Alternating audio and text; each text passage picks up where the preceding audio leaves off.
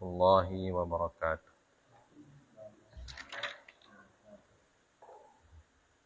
Alhamdulillahi rabbil alamin wal 'aqibatu lil muttaqin wala 'udwana illa 'alal zalimin.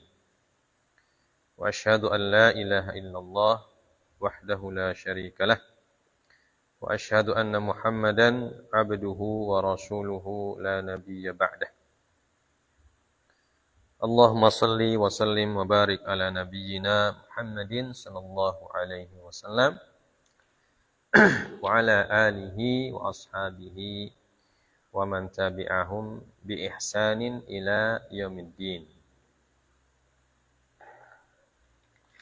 Kita bersyukur kepada Allah Subhanahu wa taala, kembali kita dipertemukan oleh Allah Azza wa Jalla setelah selama 10 hari kurang lebih ya, kita berkumpul bersama keluarga masing-masing ya. Sekarang kita masuk semester yang baru ya. Semoga lebih baik daripada waktu sebelumnya ya. Lebih semangat belajar, lebih semangat menghafal, lebih semangat murajaah. Pokoknya lebih baiklah dari waktu sebelumnya. Dan insyaallah lebih semangat untuk menambah ilmu agama yang paling penting, dan lebih semangat untuk beramal dengan amal-amal soleh. Kita mengucapkan salat dan salam juga kepada Nabi kita, Nabi Allah Muhammad sallallahu alaihi wasallam, yang telah mengajarkan kita tentang kewajiban beristiqamah, ya, kewajiban untuk konsisten, untuk tetap teguh dan semangat dalam belajar dan menjalankan dan mengamalkan ilmu-ilmu yang telah kita dapatkan. Begitu juga kepada para keluarga dan sahabat-sahabat beliau yang diridhai oleh Allah Subhanahu wa taala. Jamaah sekalian dan para santri yang dimuliakan oleh Allah Subhanahu wa taala, kembali kita melanjutkan pelajaran kita. Semoga menjadi tambahan ilmu bagi kita semua dan juga menjadi modal kita untuk mengamalkan agama Allah Subhanahu wa taala, sehingga amalan kita berada di atas dalil, ya, berada di atas Al-Quran dan Sunnah Rasulullah Sallallahu Alaihi Wasallam.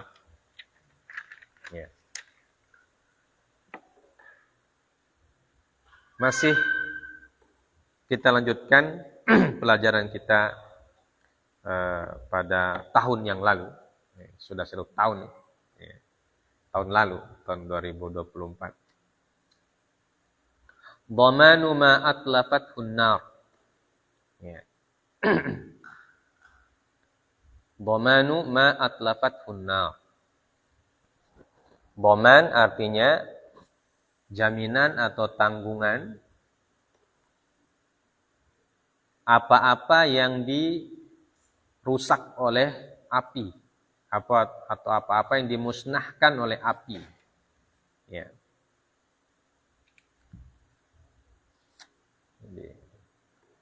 Kita baca dulu kitabnya. Berkata As-Sayyid Sabiq rahimahullah, man awqada naran fi darihi kal mu'tad, fahabatir rihu fa'atarat syararatan, ahraqat nafsan aw malan, fala dhamana alaih.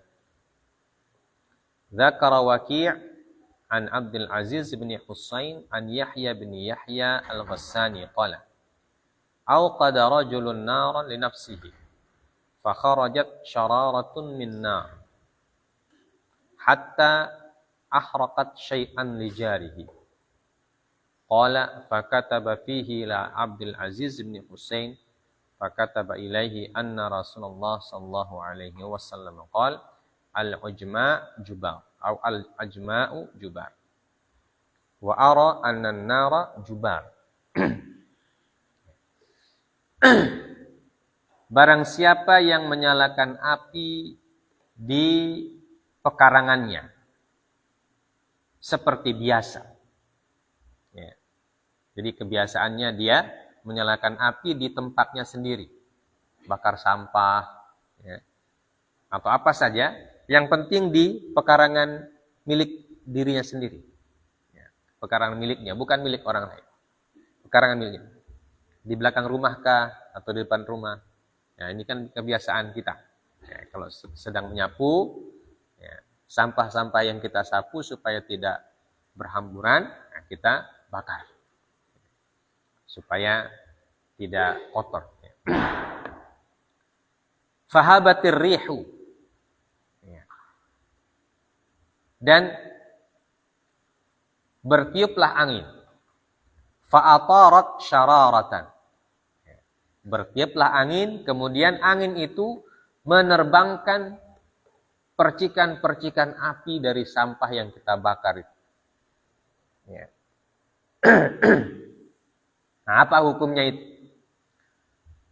Kalau percikan api itu ditiup angin, kemudian nyalanya sampai ke pekarangan orang lain.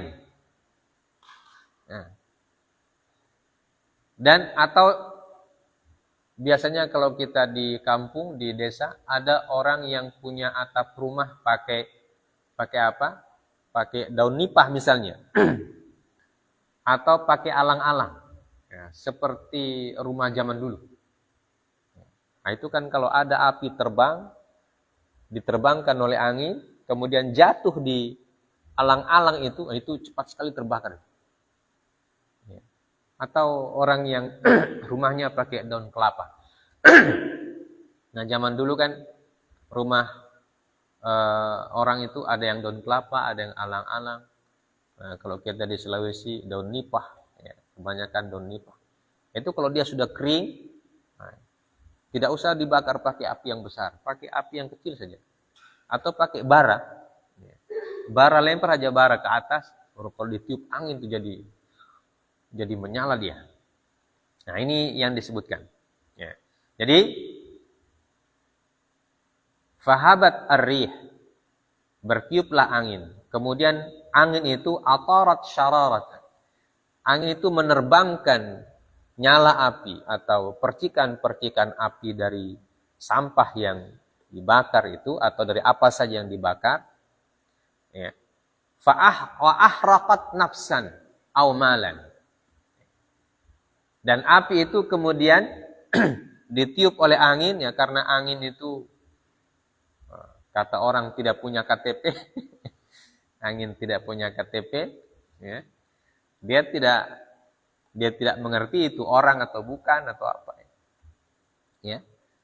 Akhirnya dia sampai di tempat orang, ahraqat nafsan, membakar orang. Ya. Mungkin apinya langsung jatuh di bajunya misalnya kan.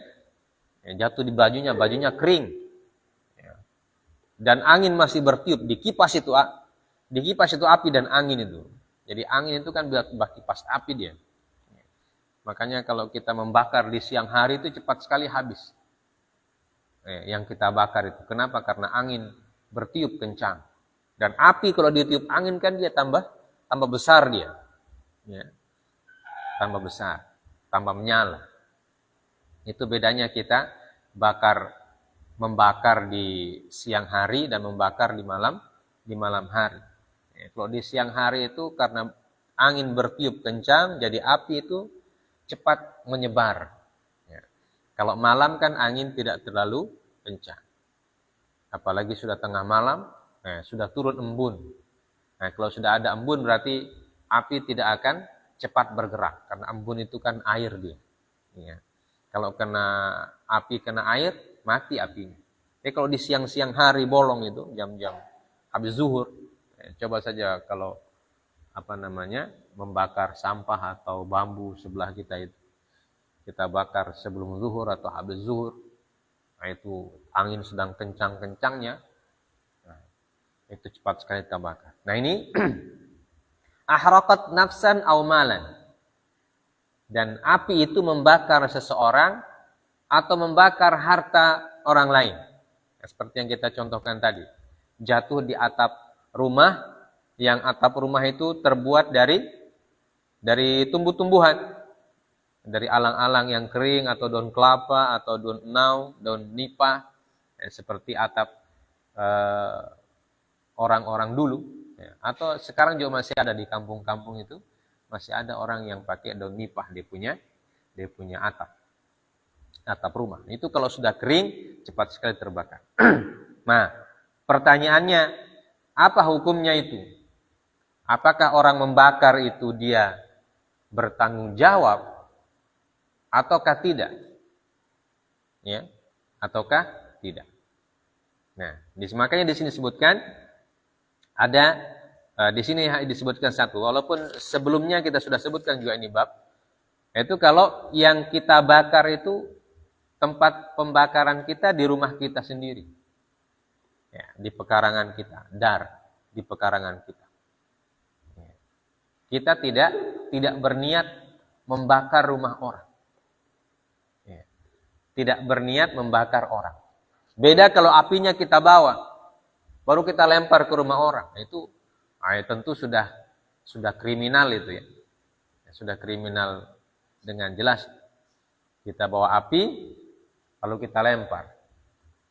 Atau sekarang pakai apa? Pakai petasan. Ya. Lempar petasan ke rumah orang yang atap rumahnya terbuat dari nipah atau dari alang-alang. Nah, itu kan bisa terbakar. Itu sengaja namanya. Nah, itu beda. Nah, itu jelas dia bertanggung jawab. Tapi yang gambaran ini adalah kita bakar sampah di pekarangan kita sendiri, dan biasa kita bakar sampah itu, ya, kebiasaan kita bakar sampah itu, ini setiap hari, atau paling tidak ya seminggu 3 kali atau seminggu 2 kali kita bersih-bersih rumah, kita bakar. Mungkin ada daun-daun pohon mangga atau daun pohon apa yang kita tanam di pekarangan, nah, itu kan biasanya kalau lama tidak disapu, itu jadi berserakan dia. Ya kan? Nah, supaya bersih kita sapu, kita kumpulkan, lalu kita bakar supaya kelihatan bersih. Nah, itu kalau jadi kebiasaan kita, ini gambarnya seperti ini. Kalau itu jadi kebiasaan kita. Ya. Atau kebiasaan orang kampung itu semua begitu. Ya, kalau orang kampung kan begitu. Kan di kampung itu tidak ada mobil pengangkut sampah. Ya. Jadi sampah itu dikelola masing-masing oleh rumah tangga sendiri-sendiri. Ya. Sampah plastik, sampah daun-daun, sampah basah dikelola masing-masing oleh pemilik rumah. Ya, ditanam di pekarangan sendiri atau dibakar di pekarangan sendiri. Nah, dan itu semua orang bikin begitu. Ya. Karena kalau tidak bikin begitu, sampah akan menggunung dan bisa membuat polusi. Ya. Atau kalau sekarang kebiasaan buruknya sebagian orang, kalau sampah dibuang di kuala. Nah, jadi orang dari kuala di atas buang sampah kemari. Kalau banjir kita orang yang panen sampah di sini. Ya, karena kita di ujung. Ya. Nah, kalau orang dulu itu biasa lebih rapi. Ya. Orang dulu itu lebih lebih menghargai alam. Ya. Mereka akan bakar itu di tempatnya sendiri, ya, atau yang sampah-sampah basah ditanam di pekarangan sendiri, ya. Atau kalau sampah-sampah yang terbuat dari dari pohon-pohon atau dari tumbuh-tumbuhan, bahkan dijadikan sebagai pupuk. Ya. Nah, kalau dulu kan tidak ada istilah plastik, ya. Zaman tahun 70-an, 80-an itu sampah-sampah itu tidak banyak yang berbentuk plastik. Ya, karena orang dulu kebanyakan pakai membungkus sesuatu pakai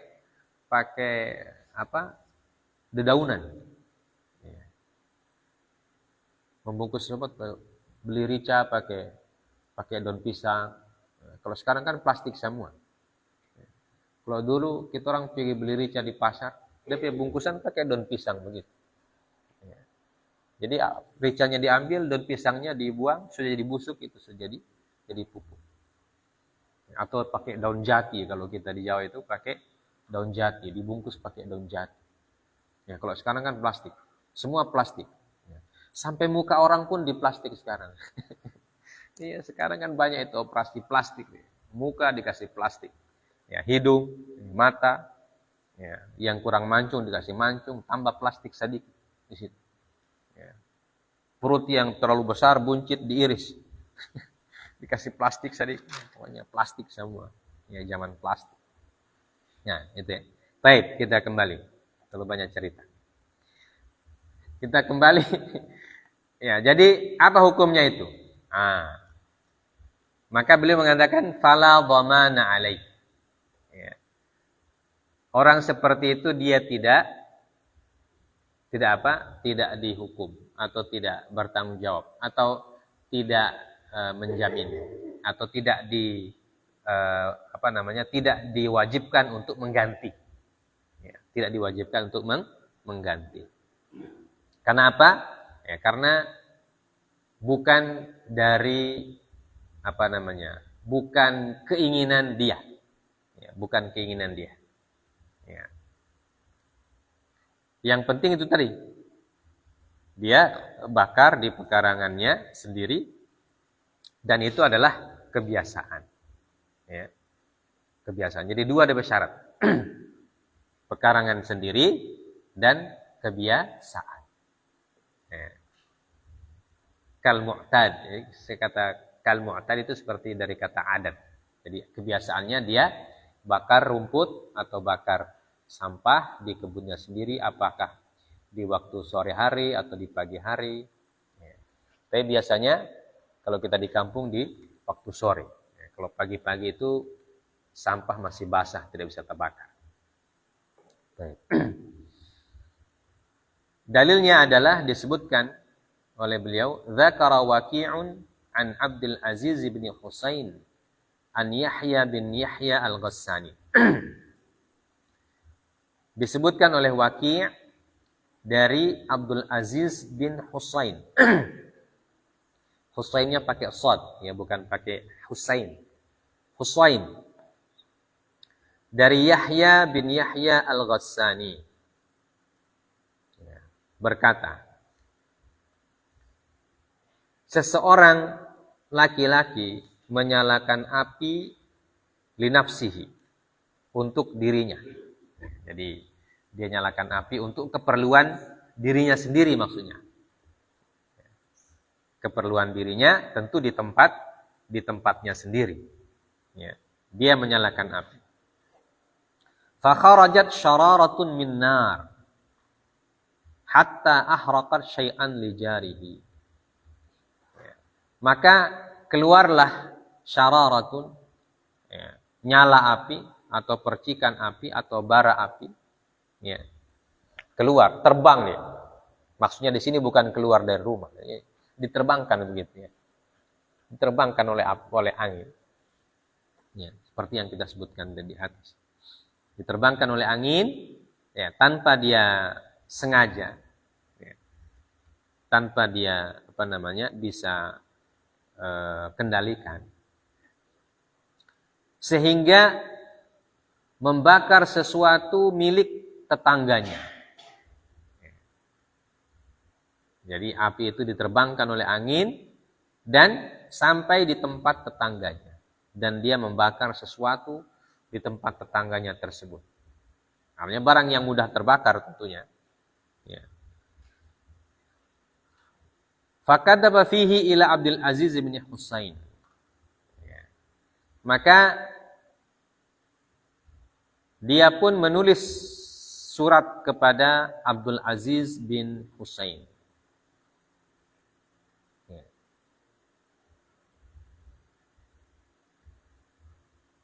Fakataba ilaihi. Maka Abdul Aziz membalas suratnya itu. Jadi suratnya Yahya bin Yahya al-Ghassani. Ya. Yahya bin Yahya al-Ghassani menulis surat kepada Abdul Aziz bin Husain. Bertanya tentang hukum peristiwa tadi bagaimana. Apakah orang yang membakar itu harus mengganti atau tidak? Ya.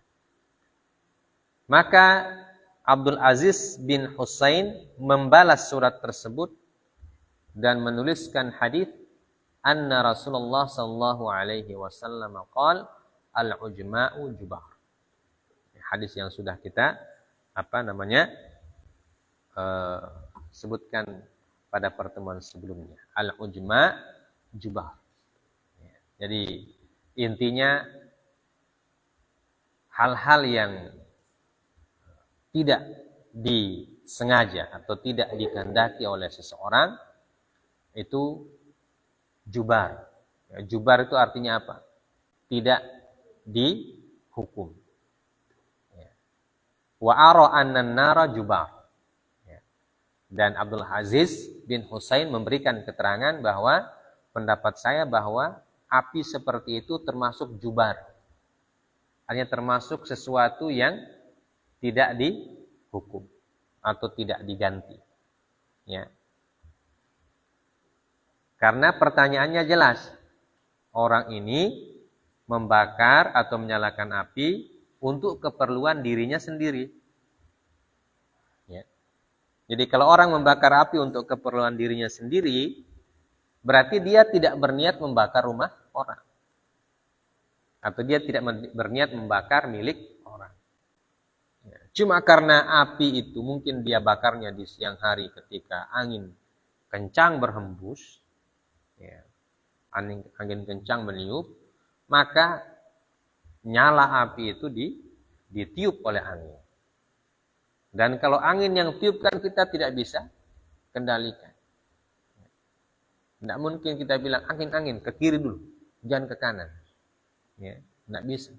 Angin itu dia bertiup sesuai dengan apa yang disuratkan untuk dirinya atau ditakdirkan untuk dirinya, ya, dikendalikan oleh penciptanya. Ya, seperti kata orang bahwa angin itu tidak punya KTP itu, ya. Tidak ada KTP-nya angin. Ya. Tidak bisa dibilang ini angin dari mana ini. Ya, tiba-tiba dari barat, laut dari utara, dari selatan. Ya. Maka berdasarkan hadis ini, menurut Abdul Aziz bin Husain rahimahullahu taala, ya, dia berpendapat bahwa peristiwa seperti itu masuk dalam kategori hadis al-ujma'u jubar. Ya. Sesuatu yang tidak bisa dikendalikan, yang tidak melihat, yang pokoknya tidak bisa kita kendalikan oleh tenaga manusia atau oleh kehendak manusia, maka itu jubar. Ya. Dia tidak diganti atau tidak dihukum. Ya. Tapi dengan catatan syaratnya dua tadi ya. Ingat-ingat dia punya syarat. Pertama, dilakukan di pekarangan kita sendiri. Ya. Dan tujuannya untuk kepentingan kita sendiri. Ya. Tidak ada tujuan untuk sengaja membakar rumah orang lain. Ya. Berbeda kalau kita bakar sampah di tempat kita, kemudian kita sengaja bakar daun kelapa, baru lempar ke sebelah. Nah, itu tentu ada niat jahat. Ya. Niat jahatnya untuk mencelakakan orang lain. Ya. Betul dia bakar di pekarangannya. Tapi sengaja dia ambil baranya, dia lempar ke sebelah. Ya. Dia lihat orang punya rumah itu pakai atap alang-alang, dia ambil bara, dia lempar ke sana. Ya. Pas di siang hari, pas angin kencang, ya tentu kalau seperti itu namanya sengaja. Ya. Nah, tentu kalau seperti itu dia dihukum dia. Ya, dihukum mengganti. Dihukum dengan boman. Ya, dia mengganti kerusakan yang disebabkan. Ya, tapi kalau yang ini adalah peristiwa yang betul-betul di luar kehendak orang tersebut. Ya. Ya, dia membakar untuk kepentingan dirinya sendiri dan di rumahnya sendiri. Ya. Atau di halaman atau di pekarangannya sendiri. Ya. ternyata angin yang meniup. Nah, berarti dia tidak dikenai hukuman ganti. Baik. Selanjutnya, ifsadu zar'il ghair. Ya. Merusak tanaman orang lain. Ya, ini juga merusak tanaman orang lain. Ada yang dihukum, ada yang tidak dihukum. Walau saqa ardahu suqyan zaidan alal mu'tad fa afsada zar'a ghairihi dhamina. Fa idzan sabbal ma'u min mawdi'in la ilma lahu bihi lam yadman haitsu lam yahduts minhu ta'addin. Ya. Ini biasa kita kalau kita kerja jadi petani punya sawah. Ya, kalau kita punya sawah itu biasa kalau kita menanam padi atau apa, maka kita mengairi tanaman kita tersebut. Ya, kalau tidak diairi tanamannya mati. Ya. Tapi mengairi tanaman ini juga harus punya pengalaman. Ya. Karena bisa jadi air yang berlebih itu bisa mendatangkan mudarat. Ya, di sini disebutkan apabila dia menyiram kebunnya atau sawahnya, ya, tapi siramannya melebihi ambang batas. Ya, mungkin karena tidak pengalaman dia, ya, melebihi ambang batas. Sawahnya diairi tapi kelebihan. Nah, karena air itu kan kalau dia lebih, ya, dia akan mencari tempat yang, ya biasanya kalau sawah kita kan ada pematangnya itu, Jadi kalau sudah full pematang kita, itu pasti airnya akan ke kiri, ke kanan, atau ke utara, timur, barat. Ya. Dia akan luber, tumpah ke sawah orang lain. Ya. Nah ini maksudnya. Kalau dia mengairi sawahnya sendiri, tapi dia kasih biar full. Misalnya dia buka air maghrib, sawahnya kecil. Ya. Kalau 2 jam, 3 jam sudah penuh. Ya. Tapi nanti dia tutup pintu airnya besok pagi. Ya. Dia tinggal. Itu otomatis akan ke sawah orang lain. Ya. Nah ternyata di sawah orang lain itu dia tidak tanam padi. Mungkin dia tanam tanaman lain yang tidak tidak bisa kena air banyak-banyak, tidak bisa terendam. Ya kan tanaman itu kan beda-beda. Ada tanaman yang suka direndam, ada tanaman yang tidak suka direndam. Atau ada tanaman yang rendaman 1-2 jam tidak apa-apa. Ya. Tapi kalau lebih dari 2 jam dia busuk akarnya, akhirnya mati. Nah ini biasanya orang di sawah, itu orang sawah yang tahu. Ya. Maka kata beliau, fa'afsada zar'a ghairihi. Ya. Maka kemudian air yang tumpah berlebihan itu, ya, tumpah ke kebun atau sawah orang lain, dan merusak tanaman di sawah orang lain tersebut. Ya. Dhamina, maka dia wajib mengganti. Kenapa? Karena dia dianggap sengaja. Ya. Karena dia buka pintu air, dia tidak tutup lagi. Ya. Nah, dia sudah tahu kalau sawahnya itu 1-2 jam sudah penuh airnya. Tapi dia tinggal. Ya. Dia tidak tutup. Akhirnya air luberan dari sawahnya pindah ke sawah orang lain atau masuk di sawah orang lain, dan di sawah orang lain itu ternyata ada tanaman yang tidak kuat terendam air dalam waktu yang lama. Akhirnya rusaklah itu tanaman itu. Ya. Tapi kalau di sawah orang lain itu dia tanam kangkung misalnya, air tidak apa-apa kangkung, karena kangkung suka air. Ya, direndam 1 bulan pun tidak apa-apa dia. Ya. Malah orang tanam kangkung dikasih air memang. Ya. Apalagi kangkung air. Nah, kangkung air dikasih banjir pun dia tambah senang. Ya. Tapi kalau ada tanaman yang tidak kuat air, ya, terendam 1 malam dia rusak, itu yang bermasalah. Maka kalau ada seperti itu, domina, ya, orang yang mengairi sawahnya sendiri, walaupun dia mengairi sawahnya sendiri. Karena sawah itu kan bersambung-sambung, dan orang yang memiliki sawah bersambung itu biasanya bukan cuma 1 orang. Kecuali kalau 1 kabupaten ini kita orang punya sawah sendiri. Wah, itu kaya raya memang orangnya itu. Ya, 1 kabupaten sawah kita sendiri punya semua. Tidak ada orang lain yang punya sawah. Itu tuan tanah. Ya.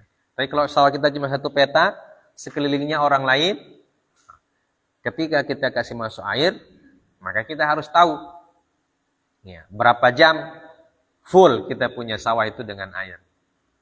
Ya. Jadi harus dijaga. Makanya orang-orang di sawah,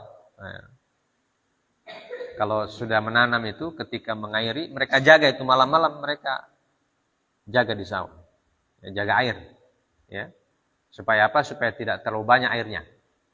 Kalau kebanyakan bisa merusak tanaman. Ya. Karena tanaman itu juga begitu. Air yang terlalu banyak rusak, air yang terlalu sedikit juga rusak. Ya. Jadi dia harus pas-pas. Ya. Takarannya harus pas.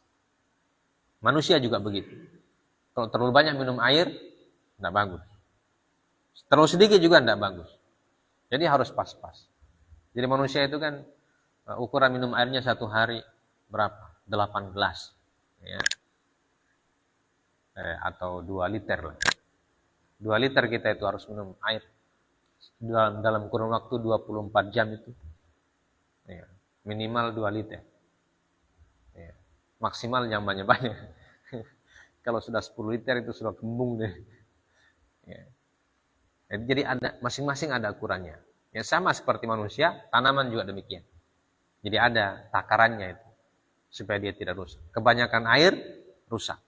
Terlalu sedikit air rusak. Makanya kalau padi di sawah itu musim hujan kalau banjir rusak dia. Musim panas tidak pernah hujan rusak juga. Ya. Makanya ada istilah irigasi, pengairan. Ya. Nah, pengairan itu dialirkan ke sawah. Nah, tapi orang yang punya sawah harus jaga airnya. Makanya kalau di kita itu ada jaga air itu berganti-gantian antara pemilik sawah satu dan yang lain. Ya. Supaya tidak berlebih. Baik. Supaya bisa dipindahkan ke sawah yang lain, kemudian dia punya pemilik juga jaga. Ya. Nanti kalau sudah penuh, dialirkan ke sawah yang lain. Begitu seterusnya. Ya, sampai semua sawah terairi dengan air dalam ukuran yang pas. Ya. Baik.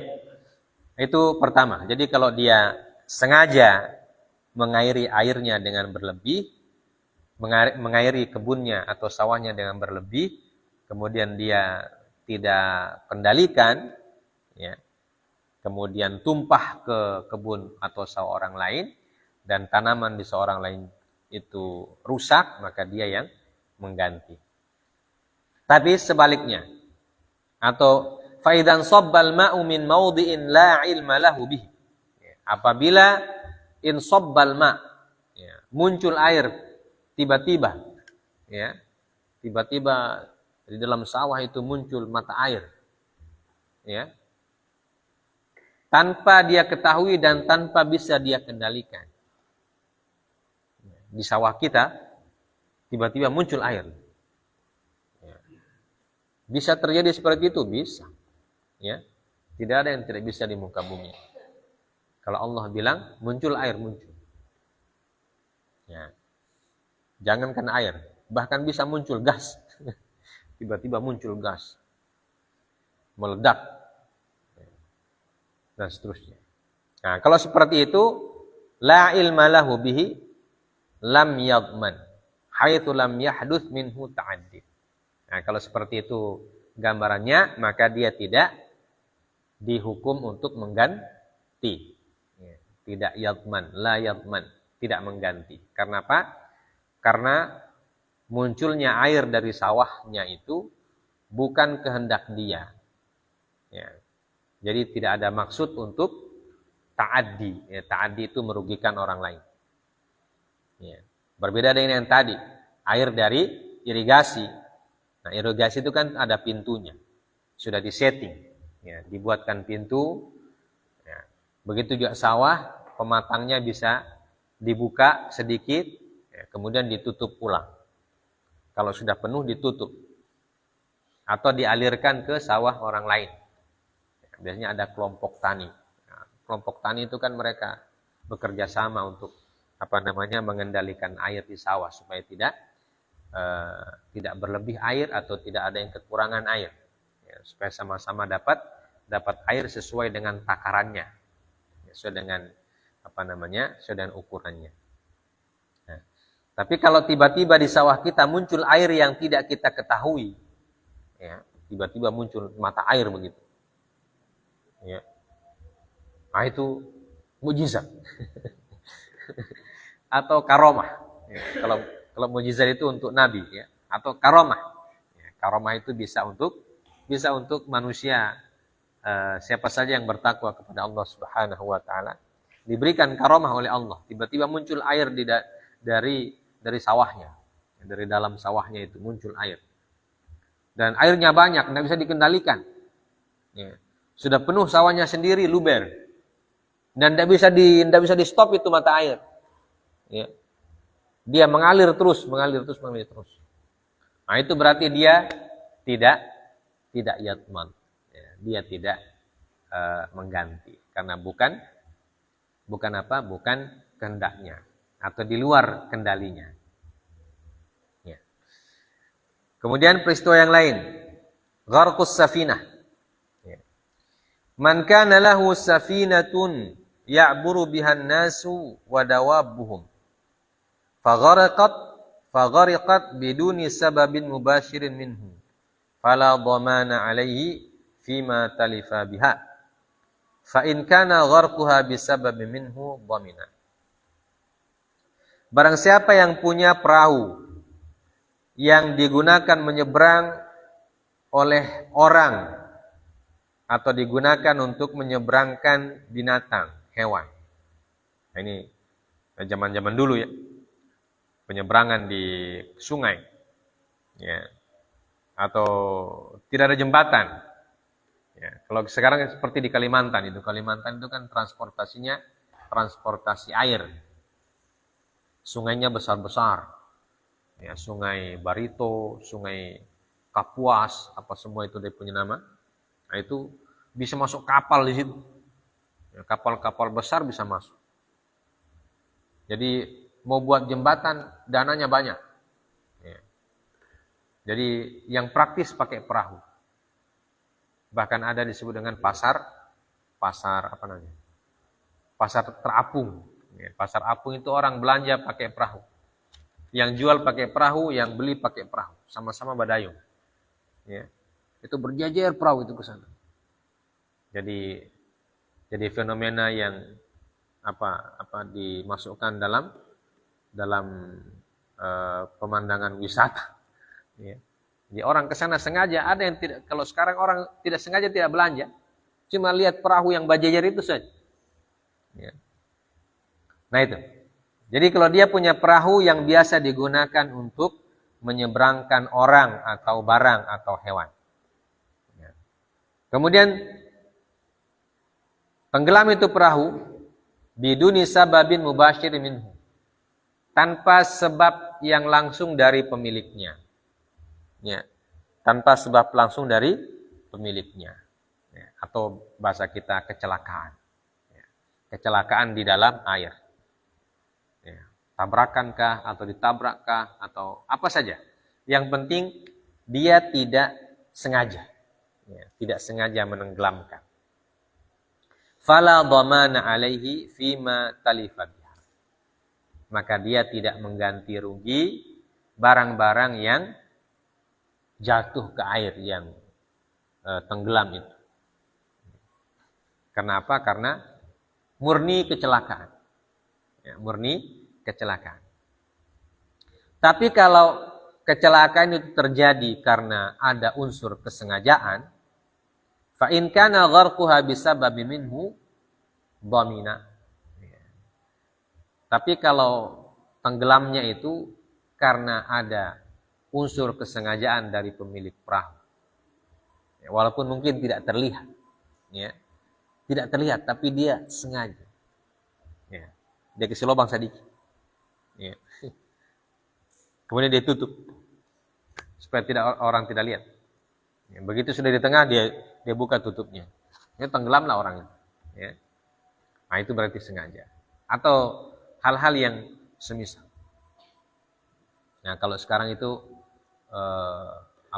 istilah ada di negara kita khusus untuk menyelidiki kecelakaan transportasi, baik laut, darat ataupun udara.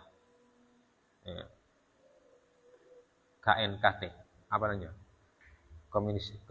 Komisi Nasional Kecelakaan Transportasi.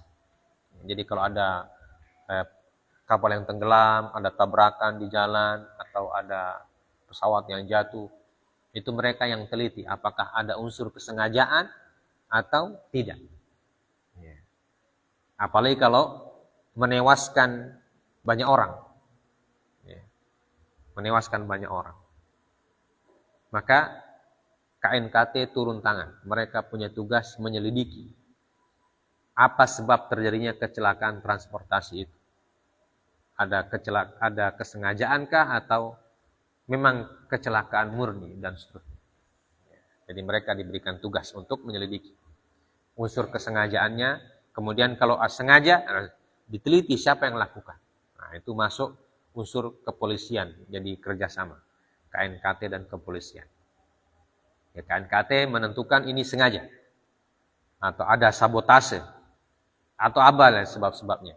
Nanti polisi masuk. Kalau ada sabotase, siapa yang sabotase? Kalau ada kesengajaan, siapa yang sengaja? Nah, itu diselidiki. Nah, biasanya ketemu, ya, ketemu orangnya yang bersalah dan seterusnya itu. Maka orang yang bersalah itu nanti dihukum. Ya. Kalau dia menyebabkan terjadinya korban jiwa, ya, maka dia dihukum dengan hukuman penjara. Tapi kalau yang kerugiannya cuma barang, ya, atau kerugian harta, biasanya disuruh tebus, disuruh mengganti. Ya. Allah Ta'ala. Itu kalau ada unsur kesengajaan. Ya, jadi ada dua gambaran. Yang satu tidak sengaja, yang satu sengaja. Yang tidak sengaja tentu tidak bisa dihukum. Ya. Dan yang sengaja tentu kalau terbukti akan dihukum. Kemudian yang terakhir, dhamanut tabib. Nah, ini yang biasa terjadi di dunia kesehatan. Ya. Dhamanut tabib. Jaminan yang dibebankan kepada dokter. Ya. Lam yakhtalifil ulama'u fi anna al-insana idza lam takun lahu dirayatun bit-tibbi fa'alaja maridan fa'asabathu min dhalika al-ilaj aha fa'innahu yakun mas'ulan an jinayatihi wa dhaminan biqadri ma ahdatha min dhararin li'annahu yu'tabaru bi'amalihi hadha muta'addiyan wa yakunu dhamanu fi malihi. Tidak ada perbedaan para ulama bahwasanya seseorang apabila tidak memiliki keahlian dalam bidang kedokteran, kemudian dia mengobati orang yang sakit, bukan dokter, bukan perawat, bukan apa, ya. Nah, tiba-tiba dia mengobati orang sakit. Nah, tentu biasa kita sebut juga di sini orang pintar. Disebut dengan orang pintar. Nah, maka karena perbuatannya itu pasien tersebut asabathul ahah. Ya. Ahah itu kecelakaan. Ya. Apa istilahnya kalau sekarang itu apa istilahnya kalau medis? Malapraktek. Ya. Malpraktek. Ya. Jadi yang bukan ahlinya, tapi dia yang kerja. Atau sesama dokter, tapi bukan spesialisasinya. Ya. Dokter gigi disuruh mengobati, disuruh sambung tulang kaki. Dia dokter gigi, tapi disuruh operasi untuk menyembuhkan orang yang patah kaki. Itu bukan dia punya jurusan. Ya. Tapi biasanya kalau dokter yang profesional dia tidak berani. Ya. Kalau yang gigi ya gigi saja yang dia urus. Yang telinga saja. Ya. Tapi kalau bukan spesialisasinya, bukan bidangnya. Ya. Dokter dokter bedah operasi sesar dan SPOG, ya, spesialis obgyn, itu tidak berani mengoperasi orang yang walaupun sama-sama melukai orang. Ya. Tapi kalau lukanya itu bukan pada bidangnya yang dia kuasai, dia tidak berani. Ya. Itu bisa menjadi malpraktek. Itu bisa dihukum. Ya. Nah, apalagi orang yang tidak punya keahlian. Tiba-tiba dia bilang, saya bisa ini, saya mau obati saja. Ya. Macam di film-film itu. Ya. Ditiup, sembuh. Aduh, Masya Allah. Ya. Ternyata tidak sembuh, malah tambah ruwet, ya, tambah sakit. Maka orang seperti ini, fa'innahu yakunu mas'ulan an jinayatihi. Kalau pasiennya itu tambah parah, ya, maka dia harus bertanggung jawab. Dan dia dianggap melakukan tindakan kriminal. Karena itu bukan bidangnya. Bukan bidangnya. Dan tidak boleh mengaku sesuatu ilmu yang memang bukan bidang. Dan dia menanggung dhaman, mengganti rugi sesuai dengan ma ahdatsa min dhararin, ya, sesuai dengan kerugian yang dia akibatkan, ya. Karena dia dianggap muta'addi, ya, muta'addi itu artinya penyebab penyebab kemudaratan, ya, dianggap menzalimi orang lain karena bukan keahliannya tapi dia mengaku. Jadi hati-hati berobat, ya. Hati-hati berobat kepada orang yang kalau masih ada dokter dan orang yang ahli, maka percayakan kepada ahlinya, ya. Jangan percayakan kepada orang yang bukan ahlinya, ya. Nanti resikonya bisa tambah parah. 5 rawahu Amr bin Shu'aib an abihi an jaddihi anna Rasulullah sallallahu alaihi wasallam qala man tatabbaba wa lam ya'lam minhu qabla dzalika tibbah fahuwa dhamin. Rawahu Abu Dawud wa Nasa'i wa Ibnu Majah. Berdasarkan hadis yang diriwayatkan oleh Amr bin Shu'aib dari ayahnya, dari jadnya, dari kakeknya, bahwa Rasulullah sallallahu alaihi wasallam bersabda, barang siapa yang tatabbaba, ya, mengaku-ngaku sebagai tabib, mengaku-ngaku sebagai dokter, atau mengaku-ngaku sebagai orang yang bisa menyembuhkan suatu penyakit, walam yu'lam minhu qabla dzalika tibb, ya, dan dia tidak pernah sebelumnya diketahui punya pengalaman dalam bidang kedokteran, fahuwa dhamin, maka dia kalau melakukan praktek kedokteran dia harus bertanggung jawab kalau menyebabkan pasiennya tambah parah sakitnya, bukan tambah sehat, tambah parah.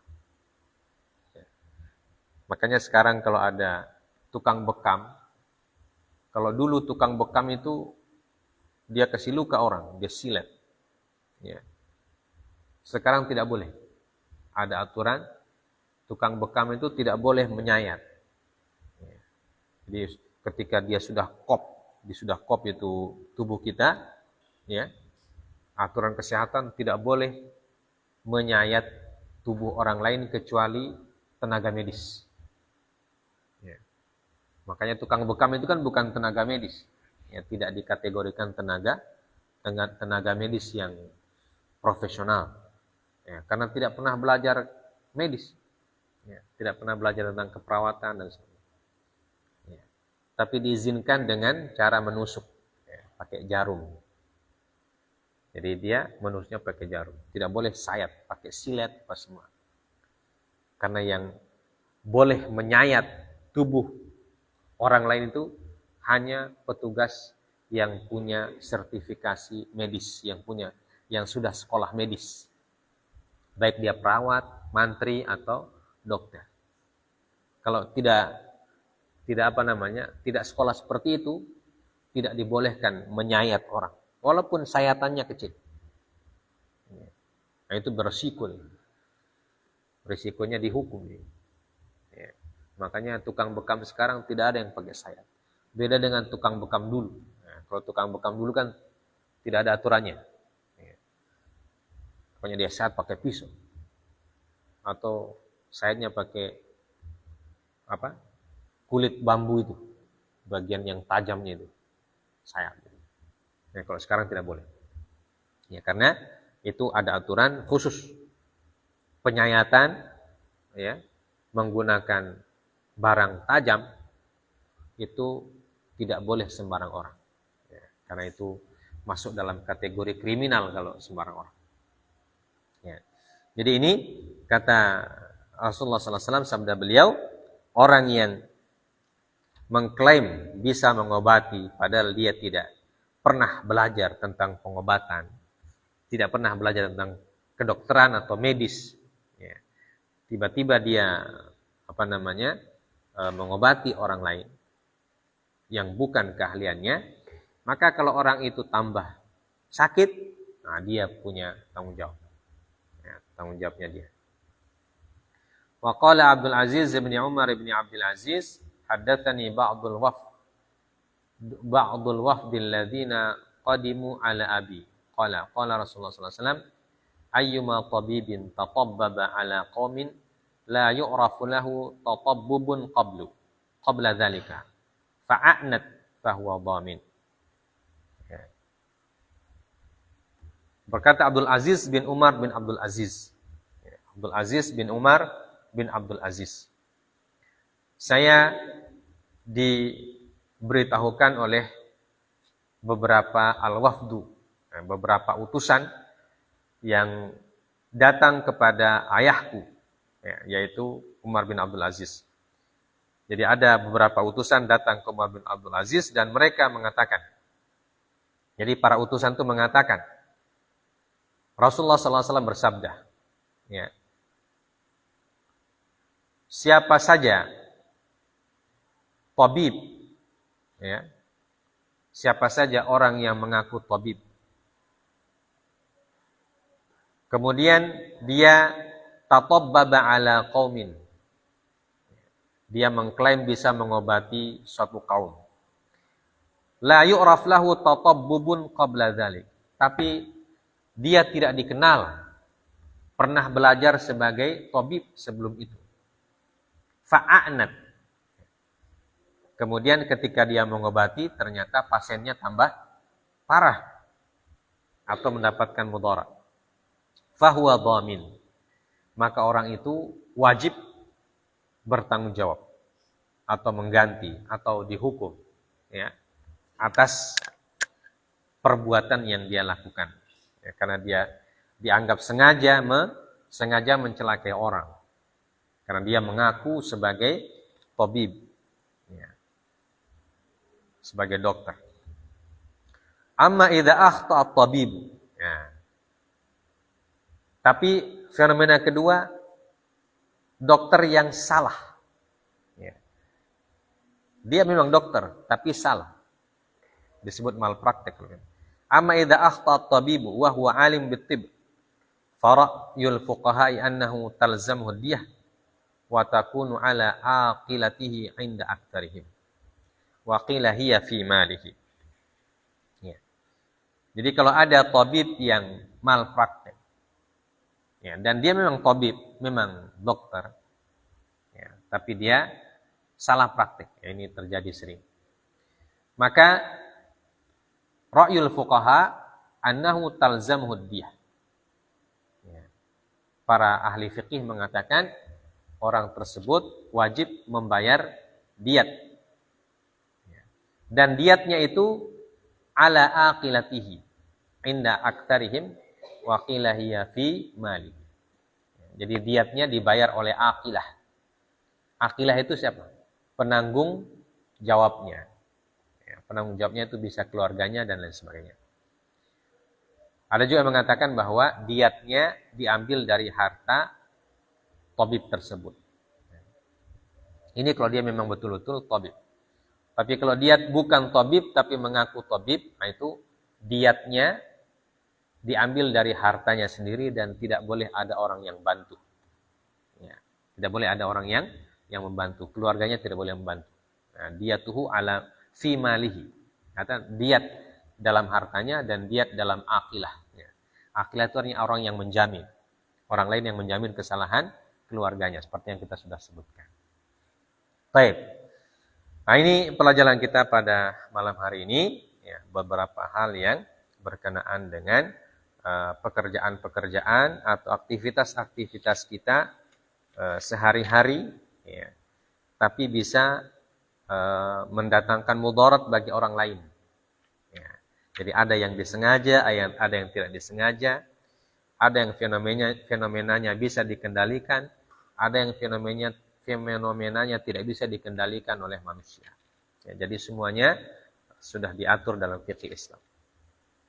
Semoga kita bisa memahami dan menjadi tambahan ilmu dan wawasan bagi kita semua. Subhanakallahumma bihamdik asyhadu an la ilaha illa anta astaghfiruka wa atubu ilaik. Wa sallallahu ala nabiyyina Muhammad wa ala alihi washabbihi wasallam. Wa akhiru da'wana alhamdulillahirabbil alamin. Wassalamualaikum warahmatullahi wabarakatuh.